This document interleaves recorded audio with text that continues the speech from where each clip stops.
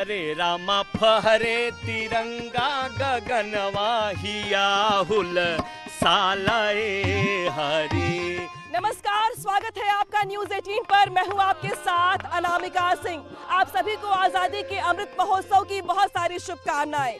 आजादी का अमृत महोत्सव आजादी के 75वें वर्षगांठ पूरे होने पर भारत सरकार की ओर से शुरू किए गए कार्यक्रमों की ये श्रृंखला है, जिसमें जन भागीदारी के बाद आज ये जन उत्सव के रूप में देश के कोने कोने में मनाया जा रहा है। आज पूरा देश न सिर्फ देशभक्ति की भावना से ओतप्रोत है, बल्कि हर घर में लहरा रहा तिरंगा देश की एकता और अखंडता का साक्षी बन रहा है। और आज इसी मौके पे हमारी मौजूदगी है काशी में, जिसको धर्म की, आध्यात्म की, कला की, संस्कृति के नगरी के रूप में जाना जाता है। हमारे साथ जुड़ेंगे कई खास मेहमान, जिनके साथ हम चर्चा करेंगे इस मुद्दे पर कि आजादी के अमृत महोत्सव का उनके लिए क्या मतलब है, क्या मायने हैं। लेकिन उसके पहले आजादी के अमृत महोत्सव पर हमारी ओर से खास पेशकश। झूमेला धरती झूमेला अंबर, हाँ झूमेला धरती झूमेला अंबर, झूमेला सब कर मनवा मनवा। आजादी के 75वां साल के बाद शुभ दिनवा, अरे आजादी के 75वां साल के बाद शुभ दिनवा। वंदे मातरम, वंदे मातरम। बिल्कुल, तो ये जोश, ये उत्साह, ये उमंग, ये उल्लास, और आज मौका है पूरे देश में आजादी के अमृत महोत्सव का। तो देश के कोने कोने से तस्वीरें कुछ ऐसी ही निकल के सामने आ रही हैं। लेकिन आज हम चर्चा करेंगे, उससे पहले परिचय करवा दे अपने खास मेहमानों का। हमारे साथ जुड़ गई है खास तौर पर जो सीमा तिवारी है, बीएचयू की प्रोफेसर। इसके अलावा प्रोफेसर अनूप मिश्रा है, बीएचयू के प्रोफेसर। ब्रिजभूषण ओझा जो न्यास परिषद के सदस्य है काशी विश्वनाथ मंदिर के। इसके अलावा अंशुमान भारद्वाज है, जो कि बनारस घराने से आते हैं, 7वीं पीढ़ी है। इसके अलावा जिनके जरिए आप गीत सुन रहे थे, वो भी हमारे साथ जुड़े थे, केडी एंड अमलेश शुक्ला जी। इसके अलावा अंकिता नादान, जो कि अपनी कविताओं से आपको नई तस्वीरें दिखाएंगी भारत के बुनियाद की, भारत की। लेकिन शुरुआत करूंगी मैं सीमा जी आपके साथ। आज पूरा देश आजादी का अमृत महोत्सव मना रहा है। आपके लिए आजादी के अमृत महोत्सव के क्या मायने हैं? देखिए, मेरे लिए आज़ादी का अमृत महोत्सव, तो मैं एक महिला होने के नाते इस तरह से देखती हूँ कि इस आज़ादी में महिलाओं की भी जो भागीदारी रही है। तो सबसे पहला मैं आपको बताना चाहूँगी कि महारानी लक्ष्मीबाई, जिनकी जन्मस्थली बनारस है, इन्होंने ही सबसे पहले आज़ादी के उसमें अपना बिगुल फूंका था अंग्रेज़ों के विरुद्ध। तो हम ये मानते हैं कि हमारी बनारस की धरती आज़ादी के उस मंत्र को लेकर चली थी जो रानी लक्ष्मीबाई ने यहाँ से हमको दिया था। दूसरी बात मैं ये कहना चाहती हूँ कि जो नया हमारा अभी इतिहास और भूगोल की बात करते हैं, तो भूगोल ही इतिहास बनाता है। अभी आप देखिए, हमारा काशी विश्वनाथ कॉरिडोर जो बनकर तैयार हुआ है, हम बड़े आसान शब्दों में कह सकते हैं कि उसका भूगोल तो बदला है, लेकिन उसकी आत्मा नहीं बदली है। यानी उसका इतिहास जस का तस है, उसमें कोई परिवर्तन नहीं हुआ है।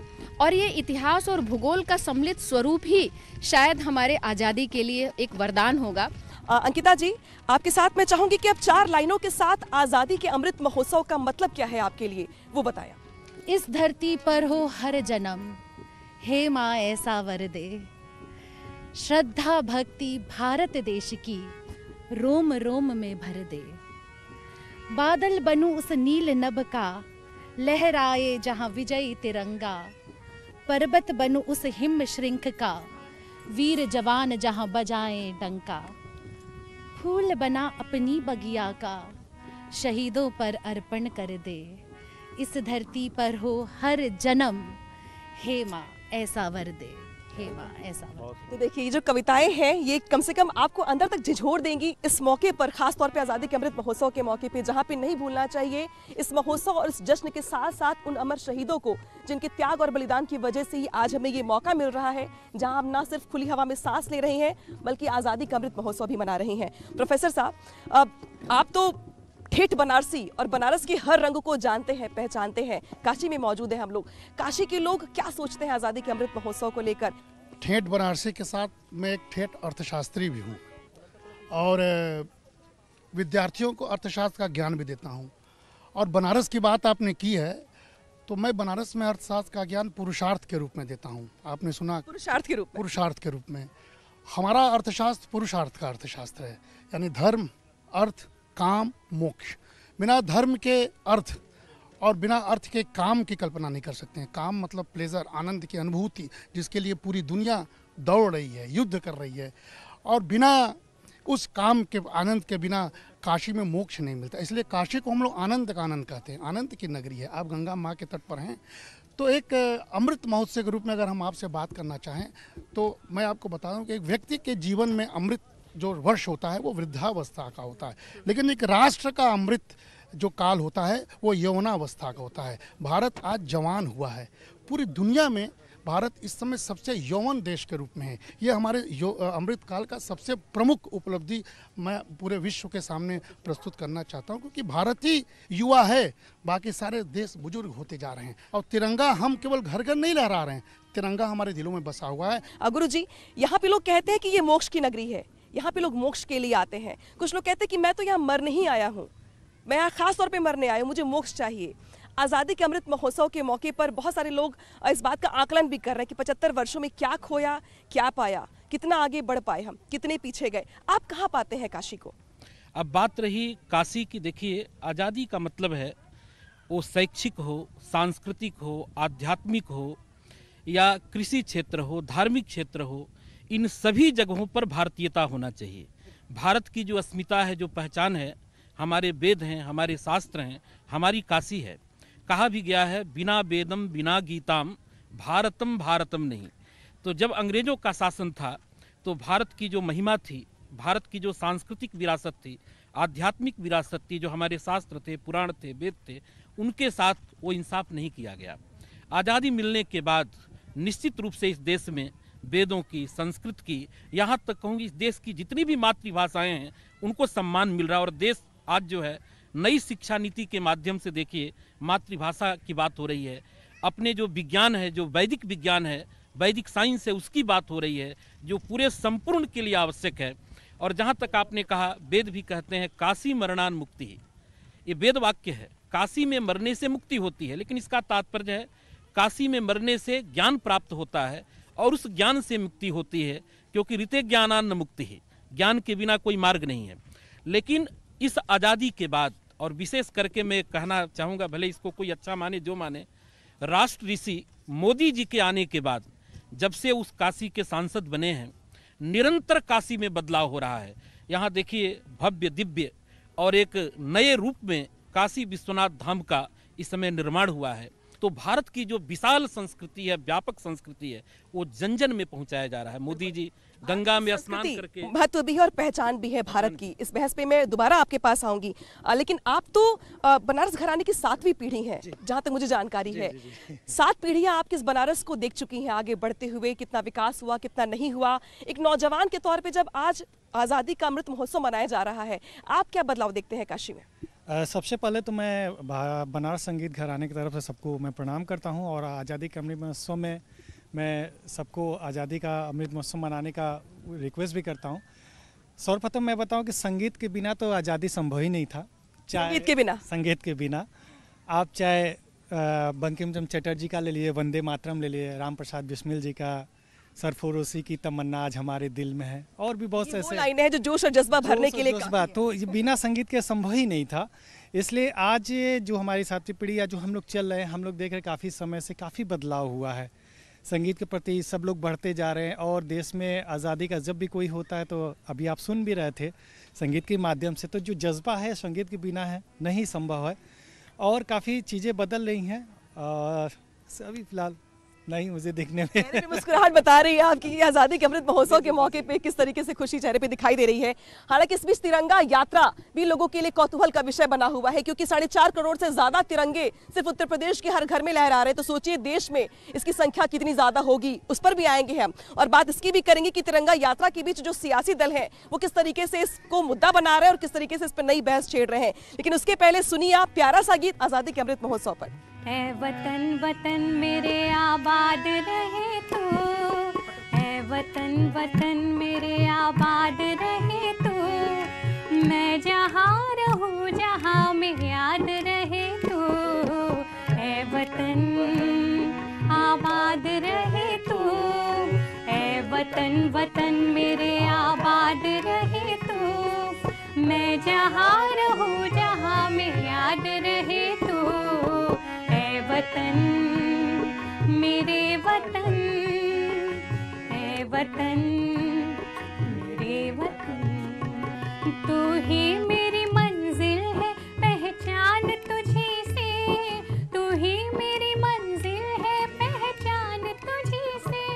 पहुँचूं मैं जहाँ भी मेरी बुनियाद रहे तो, पहुँचूं मैं जहाँ भी मेरी बुनियाद रहे तो, ऐ वतन मेरे वतन, ऐ वतन मेरे वतन, ऐ वतन वतन मेरे आबाद रहे तू, मैं जहाँ रहूँ जहाँ में याद रहे तू, ऐ वतन मेरे वतन, ऐ वतन मेरे वतन, मेरे वतन मेरे वतन।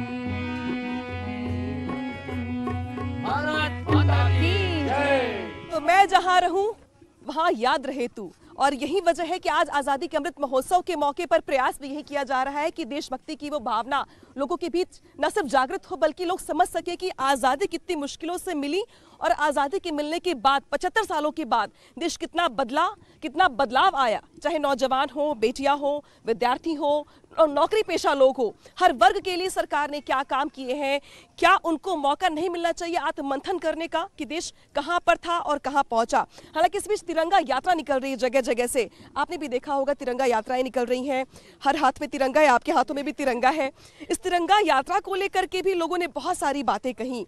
कुछ लोगों ने ये कहा कि तिरंगा हमारे दिल में है, हमारे मन में है, घर पे लगा देने से क्या हो जाएगा। कुछ लोगों ने ये भी कहा कि ये मात्र एक ढकोसला है। कुछ लोगों ने ये कहा कि नहीं, ये देशभक्ति की भावना को दिखाने का हमारा अपना तरीका है।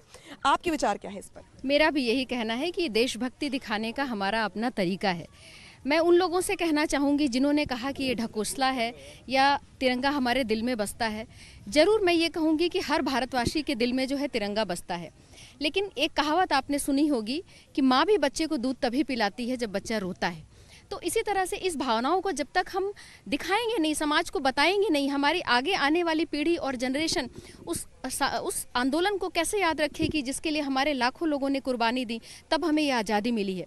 तो हमें ये दिखाना, इसको दिखावा नहीं कहेंगे, इसको कहेंगे हम जी रहे हैं, और उस जीने को हम अपनी आगे आने वाली पीढ़ी को बताना चाहेंगे कि आप भी इसके साथ ही आगे बढ़िए। तो मैं इसको कहीं से ढकोसला नहीं मानती। इस बीच बहुत सारे लोग इस बात को भी लेकर चर्चा करते हैं कि इस बार ये कहा गया कि जो छुट्टी होती थी आमतौर पर स्कूलों में, जैसे झंडा फहराया गया फिर छुट्टी कर दी गई, ऑफिस में लोग इसको मानते थे कि ये महज छुट्टी का दिन है, 15 अगस्त का दिन, फ्लैग होस्टिंग हो गई, उसके बाद से घर चले गए, पूरे दिन काम ठप हो गया। इस बार ये कहा गया कि नहीं, छुट्टी नहीं होगी, फुल डे वहाँ पे वर्किंग होगी, और लोगों को ये बताना होगा, चर्चा करना होगा गीतों के जरिए, कविताओं के जरिए कि आज़ादी कितनी मुश्किलों से मिली। इस पे चर्चा करिए, आप इस पे बात करिए, छुट्टी मत करिए। बिल्कुल, और मैं बहुत सहमत हूँ इस बात से और बधाई देना चाहती हूँ सरकार को जिन्होंने ये दृष्टि रखी, ये निर्णय किया, क्योंकि इसे जो छुट्टी मान करके घर में बैठते थे, जब प्रारंभ में हमारी आपकी बात हुई तो मैंने यही कहा कि हम अधिकारों की जब बात करते हैं तो हम अपना दायित्व भूल जाते हैं, हम सिर्फ अपनी राइट्स की बात करते हैं। वेयर आर आवर ड्यूटीज़, हमें अपनी ड्यूटी के बारे में बात करनी है। तो आज का ये जो दिन है, जो 15 अगस्त का दिन है, वो दिन उस पर बिताया जाना चाहिए, उस पर चर्चा होनी चाहिए। स्कूलों में खास तौर से बच्चों को जो खाली मीठा दे करके भेज देते थे, सारा दिन देश के बारे में, देश का इतिहास बताएं, और खासतौर से आज़ादी हमें कैसे बलिदानों से मिली उसका महत्व बताएं।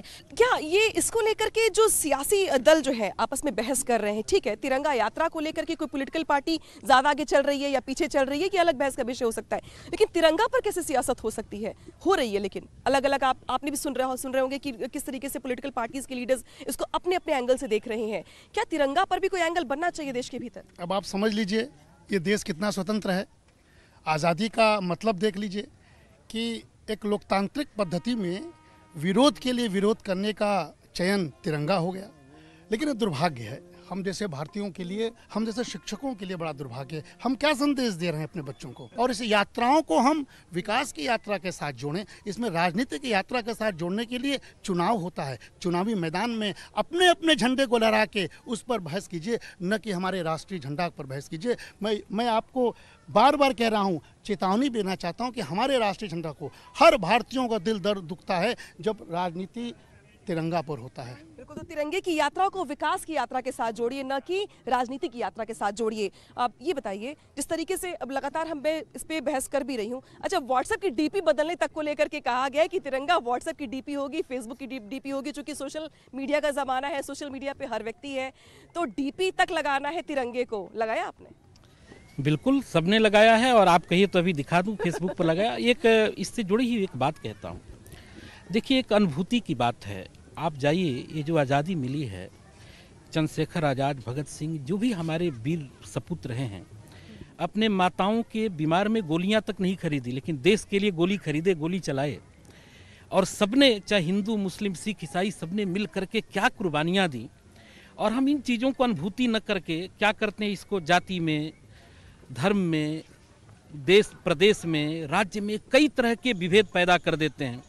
और राजनीतिक दल हो चाहे अन्य दल हो, ये सभी जो है, देखिए जितने भी हमारे धर्म कर्म जो कुछ भी है, राष्ट्र धर्म सबसे बड़ा है, और उसका प्रतीक चिन्ह हमारा ये ध्वज है, तिरंगा है। तो तिरंगे के लिए क्या, मैं तो कहता हूँ प्रत्येक दिन अपने सीने से लगा के चलना चाहिए। सोशल मीडिया का जमाना है जहाँ पे इमोजी से बात हो जाती है बगैर कुछ लाइन कहे हुए, वहाँ पर सिर्फ डीपी लगा करके राष्ट्रभक्ति दिखाना, इसको क्या सही मानते हैं आप? और चूंकि आजकल बड़े बड़े पॉलिटिकल लीडर्स की डीपी बदली हुई है, क्या डीपी बदली है आपने भी? जी, मैंने भी डीपी बदला हुआ, मैंने भी अपने मोबाइल्स पे अपने देश का झंडा लगाया हुआ। देखिए इसमें कुछ है, ये नहीं कहा जा सकता कि डीपी बदलने से मैं चेंज कर रहा हूँ या किसी के कहने पे मैं कर रहा हूँ।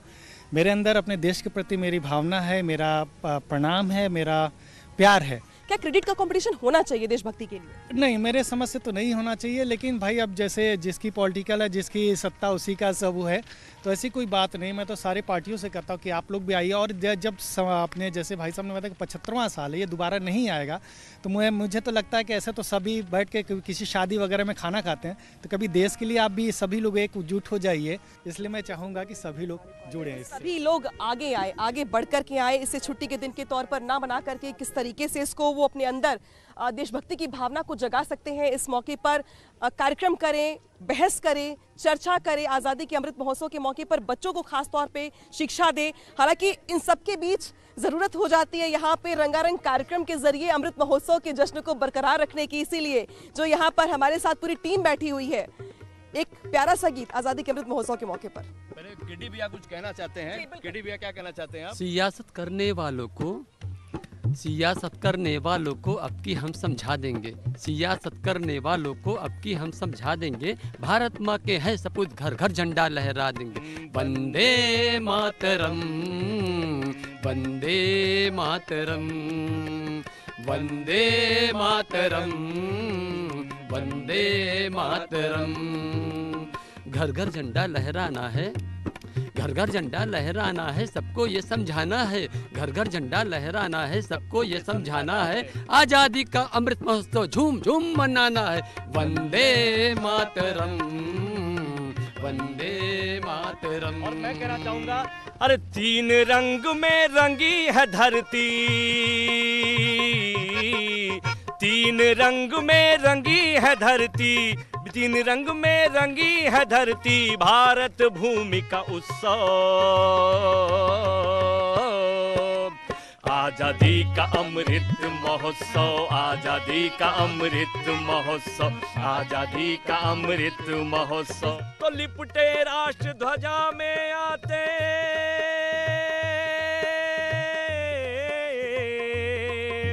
लिपटे राष्ट्र ध्वजा में आते, हर शहीद की बोली, हर शहीद की बोली। और लिपटे राष्ट्र ध्वजा में आते, उनके घर जो माहौल होता है वो माहौल इतना दर्द भरा होता है, लेकिन उन वीरों के शहीदों के कारण ही हमें उत्सव मनाते हैं और हम सब गाते हैं आजादी का अमृत महोत्सव, आजादी का अमृत महोत्सव। आजादी का अमृत महोत्सव है ये, यहाँ पे जश्न है, उत्साह है, लेकिन इसी के साथ याद किया जा रहा है उन शहीदों को भी जिनकी वजह से हमें आज खुली हवा में सांस लेने का मौका मिल रहा है। न सिर्फ मौका मिल रहा है बल्कि इस लोकतंत्र का स्वागत किया जाना चाहिए। इस मौके को खूब अच्छे तरीके से न सिर्फ चर्चा बहस के जरिए बल्कि जश्न के तौर पे भी मनाया जाना चाहिए। क्या इस मौके पे इस बात को लेकर बहस नहीं होनी चाहिए कि आज़ादी का जब अमृत महोत्सव हम मना रहे हैं तो हर महापुरुष का बड़ा योगदान है, उस महत्व को ही जानना चाहिए, न कि उनके पॉलिटिकल पार्टीज में बांटने को लेकर। देखिए, जब हम लोगों ने आज़ादी के लिए लड़ाई लड़ी, हमारे पूर्वजों ने लड़ी, उस समय कोई पार्टी नहीं थी। उस समय हिंदू, मुस्लिम, सिख, ईसाई सब ने मिलकर इस देश को आज़ाद कराने के लिए लड़ाई लड़ी थी, क्योंकि हम सबको स्वतंत्रता चाहिए थी। लेकिन हमारे जो महापुरुष भी हैं, उन्होंने कभी ये नहीं सोचा होगा कि हमको पार्टी के उसमें बांट दिया जाएगा। मेरा आज विनम्र निवेदन है कि आज़ादी के अमृत महोत्सव पर कृपया बहस से आज़ादी दिलाएं इस देश को। यहाँ पे चर्चा और विमर्श की संस्कृति, इसको विकसित करने का प्रयास। पॉलिटिकल पार्टीज भी ये समझ पाती हैं। बिल्कुल बिल्कुल, तो ये आपस में इंटरलिंक्ड है। तो कोई भी बहस, इवन पार्लियामेंट में भी, संसद में, मैं कहती हूँ बहस शब्द ना करके चर्चा और विमर्श करें। मैं किसी पॉलिटिकल का नाम नहीं लूँगा, किसी पॉलिटिक्स ने, लेकिन ऐसे बहुत से चीज़ें हैं जो इतिहास में दबाया गया है। जो किसी अगर पार्टी का नाम नहीं ले, जब बहुत लोग ऐसे महान पुरुष रहे हैं जो देश के लिए बहुत उन्होंने कार्य किया, किताबों में इनका उल्लेख नहीं किया, उनका उल्लेख नहीं किया गया, उनको नहीं बताया गया। हम औरंगजेब रोड मार्ग सुनते हैं, हम वो शेरशाह सुनते हैं, हम आप शाहजहां सुनते हैं। हमारे भारतीयों ने, हमारे जो राजा महाराजाओं ने क्या किया उसके बारे में हमें जानकारी नहीं है। और शायद यही वजह कि इस बार 11 से 17 अगस्त के बीच में जो आज़ादी के अमृत महोत्सव की जो श्रृंखला है, उस श्रृंखला में कई चीज़ों को शामिल किया गया है। अब पिटारे में क्या है आपके? जैसा कि एक मुहिम है कि हर घर तिरंगा, और तिरंगा लहरा रहा है पूरे हिंदुस्तान में। तो चूँकि बनारस नगरी है और हम लोग यहाँ की जो बनारसी अंदाज का एक कजरी जो गाते हैं, तो कजरी अंदाज में हम लोग अपने देश के लिए ये समर्पित है। कहना है कि अरे रामा फहरे तिरंगा गगनवा हिया हुल सालाए हरी, कि अरे रामा फहरे तिरंगा गगनवा हिया हुल सालाए हरी, हिया हुल सालाए हरी, हिया हुल सालाए हरी, कि अरे रामा फहरे तिरंगा गगनवा हिया हुल सालाए हरी, कि अरे रामा फहरे तिरंगा गगनवा हिया हुल। तरंग हरियर सफेद केसरिया, रंग हरियर सफेद केसरिया, लखी लखी ललचावे नजरिया हो रामा, लखी लखी ललचावे नजरिया हो रामा। अरे रामा बिचवा में चक्र सोहाला हिया हुल सालाए हरी, कि अरे रामा फहरे तिरंगा गगनवा हिया हुल सालाए